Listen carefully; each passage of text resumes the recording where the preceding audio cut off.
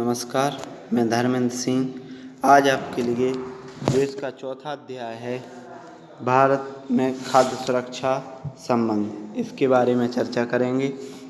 तो इसके बारे में चर्चा करने से पहले इसकी याद रखने योग्य वो जो मुख्य बातें हैं वो समझ लेते हैं। खाद्य सुरक्षा से अभिप्राय सभी लोगों के लिए सदैव भोजन की उपलब्धता, पहुँच और प्राप्त करने को समर्थ है।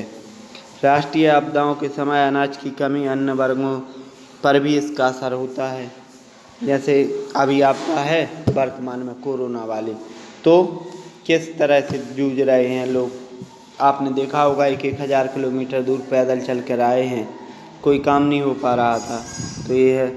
फिर है आपदा से खाद्य सुरक्षा को प्रभावित होना, सूखा और अनाज की कमी, कीमतों में वृद्धि, भुखमरी, अकाल और खाद्य सुरक्षा इससे प्रभावित होती है। तो खाद्य सुरक्षा इससे प्रभावित होती है।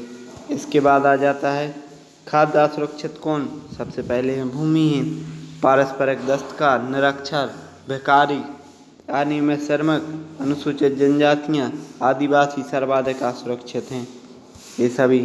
फिर है खाद्यान्नों में आत्मनिर्भरता। स्वतंत्रता के पश्चात भारतीय नीति निर्माताओं ने खाद्यान्नों में आत्मनिर्भरता प्राप्त करने के सभी उपाय किए।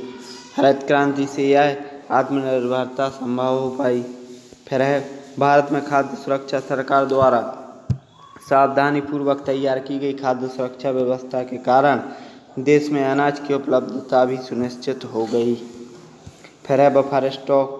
तो भारतीय खाद्य निगम के माध्यम के द्वारा अधिप्राप्त अनाज, गेहूं, चावल के भंडार को बफर स्टॉक कहते हैं। सार्वजनिक वितरण प्रणाली खाद्य निगम द्वारा अधिप्राप्त अनाज को सरकार विनियोजित राशन दुकानों के माध्यम से समाज के गरीब वर्गों में वितरित करती है। इसे सार्वजनिक प्रणाली PDS कहते हैं।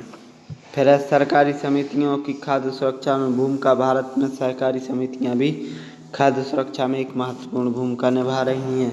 तमिलनाडु में राशन की दुकानें, दिल्ली में मदर डेयरी और गुजरात में अमूल सफल सहकारी समितियों के उदाहरण हैं। तो जैसे सहकार से समितियों के उदाहरण पूछे तो दिल्ली में मदर डेयरी, गुजरात में अमूल। फिर है मौसमी भुखमरी। तो जब खेतों में फसल पकने और फसल कटने के 4 महीने तक कोई काम नहीं होता तो मौसमी भुखमरी की स्थिति पैदा हो जाती है। दीर्घकालिक भुखमरी, जब आहार की मात्रा निरंतर कम हो या गुणवत्ता के आधार पर कम हो तब भी भुखमरी हो जाता है। तो इस तरह से पाठ आपका पूरा होगा। इसी के साथ 9th के सभी अध्याय कंप्लीट हुए। नमस्कार।